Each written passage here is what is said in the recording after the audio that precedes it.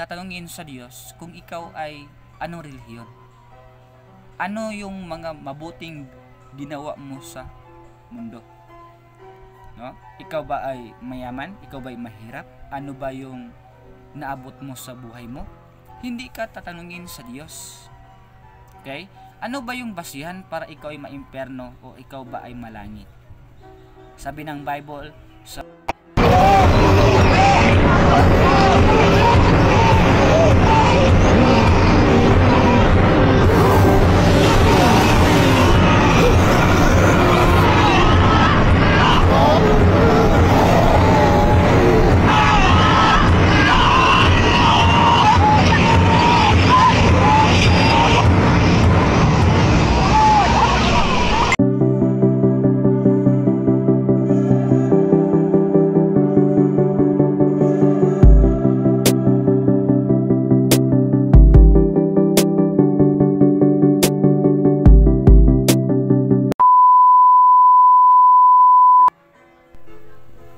yan po at nakikita po ang video mga kapatid. Yan po ay ilustrasyon tungkol po sa impyerno. Tandaan mo kapatid, kaibigan, once na ikaw po ay namatay na hindi mo natanggap si Jesus Christ bilang tagapagligtas sa iyong kaluluwa, tiyak na maimpyerno ka. No? Tandaan po, pag ikaw ay namatay, may kaluluwa ka. Ang iyong kaluluwa, yan po ay nakagawa ng kasalanan.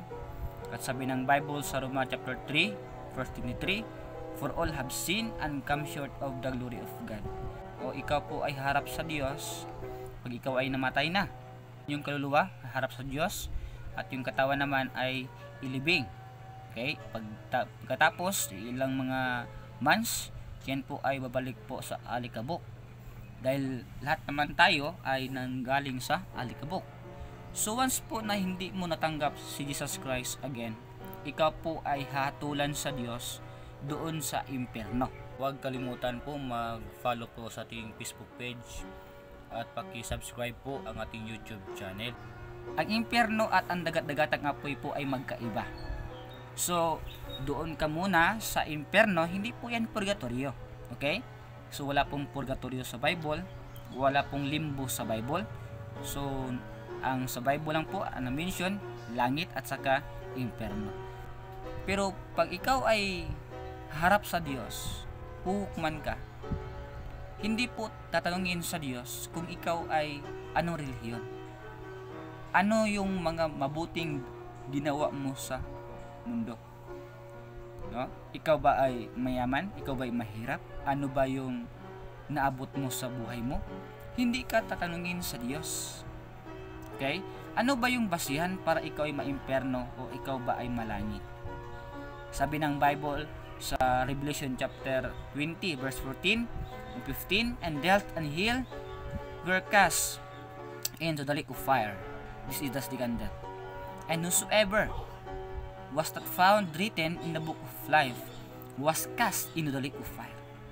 Tandaan mo kaibigan, ang basihan sa Diyos kung ikaw ba ay mapunta sa impyerno, nandyan ba ang iyong pangalan sa book of life? Yan po ang basihan sa Diyos para ikaw ay makasigurado kung langit ka. So kung hindi naman nakasulat ang iyong pangalan sa book of life, automatic po impyerno ang iyong patutunguhan. So dito po sa video ito po ay example lamang. Hindi talaga ito ganito talaga yung impyerno eh. Pero yung impyerno mga kapatid, mga kaibigan, hindi po iyan lugar na ikaw po ay mag-i-enjoy. Sabi ng Bible sa Mark chapter 9 verse 44 and 48, where their worm dies not, in the fire is not quenched. So once na ang iyong kaluluwa ay nandoon sa impyerno, hindi po iyan matutulog. Okay? Wala pong soul sleep. Hindi po mag-relax ang iyong kaluluwa doon sa impyerno. No. Where their worm dies not, in the fire is not quenched. Okay? So, ganyan po ka-importante na dapat ikaw ay makasigurado sa langit, kapatid. Hindi po relihiyon, hindi po mabuting gawa, hindi po sa pagpamimbro sa simbahan, hindi po sa pagbibigay, or ano pa yung mga gawain mo Hindi po yan paraan para ikaw ay maligtas. Kaya nga sabi ng Bible in John 3:16, "For God so loved the world that He gave His only begotten Son, that whosoever believeth in Him should not perish but have everlasting life."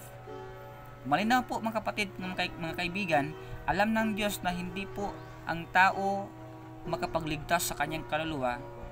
Kaya nga ang Diyos ay nagkatawang tao upang mapako sa cross. At sabi niya sa Bible, John chapter 19, "It is finished." Tapos na. Ginawa na ni Jesus Christ sa cross. So ano ang gagawin mo mga kapatid, mga kaibigan, para hindi maimpyerno ang iyong kaluluwa? Sabi ng Bible, no? "Believe on the Lord Jesus Christ and thou shalt be saved in thy house." Believe. And sabi ng Bible in Romans chapter 10 verse 13, "And whosoever shall call upon the name of the Lord shall be saved." And sabi ng Bible in Romans chapter 6 verse 23, "For the wages of sin is death." Kaya nga tayo ay mamatay. "But the gift of God is eternal life through Jesus Christ our Lord." Kaya nga may regalo. Yung regalo, hindi mo na kailangang trabahuin, pagsikapan para makuha mo yung regalo. Hindi na. Kailangan mo na lang tanggapin. Kasi si Jesus Christ po mga kapatid, mga kaibigan, binigay siya. Siya na po ang gumawa ng paraan para tayo po ay maligtas. No? So maging effect lang po ang kanyang ginawa sa cross once na ikaw ay tatanggap kay Jesus Christ through prayer. Kaibigan, gusto mo ba na ikaw ay makasigurado na sa langit pupunta ang iyong kaluluwa? Pastor, buhay pa tayo, hindi pa tayo dapat makasigurado sa langit kasi wala pang hukom. No? Alam mo na, sabi ng Bible in Hebrews 9:7, may hukom na po diyan na lahat tayo po ay mamamatay. Yan po ang hukom. No? Yan po ay sinabi ng Bible. At sabi ng Bible in 2 Corinthians chapter 6 verse 2, "Now is the day of salvation." So ngayon, habang buhay ka pa, dapat makasigurado sa langit. Huwag mo nang pabukasin pa. Kaya nga sabi ng Bible, hindi natin alam kung ano yung mangyari sa bukas. Kasi yung kamatayan, mga kapatid, mga kaibigan, hindi po natin alam. No? Inahalin tulad ang kamatayan sa magnanakaw. Ikaw, mga kapatid, mga kaibigan, hindi po yan nagsasabi kung kailan siya magnakaw. Biglaan na lang yan nangyari. No? Biglaan na lang nawala yung pera mo. Biglaan na lang na nawala yung gadgets mo. So, ganun din yung kamatayan. No? Lahat po tayo, no, mga tao sa mundo ay pwedeng mamatay. The question is, ikaw ba ay sigurado na sa langit? Ikaw ba ay 100% na pag ikaw ay namatay, langit ka na ba pupunta? So, ikaw nga nakikinig, ikaw ang makakita sa video ito, why not natanggapin mo si Jesus Christ bilang tagapagligtas sa iyong kaluluwa ngayon? Wala namang nawawala kung tatanggapin mo si Jesus Christ, basta yung pananampalataya mo sa Diyos ay totoong-totoo. "And whosoever shall call upon the name of the Lord shall be saved." So, sunod ka lang sa prayer na to na parang ikaw yung nag-pray sa Diyos. Okay? Basta importante, genuine na faith yung gagawin mo dito. Okay, so mag-pray tayo, no? Sunod ka lang, no? So, prayer tayo, no? Okay? So, let us pray.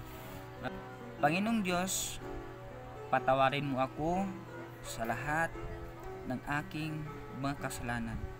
Inaamin ko na hindi po ang mabuting gawa o ang aking sarili ang makapagligtas sa aking kaluluwa. Panginoong Diyos, inimbitahan kita sa aking puso at tatanggap kita bilang tagapagligtas sa aking kaluluwa. Maraming salamat sa kaligtasan na binigay mo sa akin. Sa pangalan ni Kristo Jesus. Amen. No? Mga kapatid, mga kaibigan, kung tinanggap mo si Jesus Christ bilang tagapagligtas sa iyong kaluluwa, sabi ng Bible, ikaw ay anak na ng Diyos. So sa part 2 po, mga kapatid, mga kaibigan, ati pong ilatag yung mga verses sa Bible na once na ikaw ay tumanggap ni Jesus Christ bilang tagapagligtas sa iyong kaluluwa, no, ikaw po ay anak na ng Diyos. So ibig sabihin, hindi ka na anak na ng Diablo. Hindi ka na anak ni Satanas dahil ikaw po ay ina-adapt na, no, ng Diyos, ikaw ay anak na niya. So don't forget to follow my Facebook page at paki-subscribe po ang ating YouTube channel. Likes, comment, and share mga kapatid. Maraming salamat and God bless.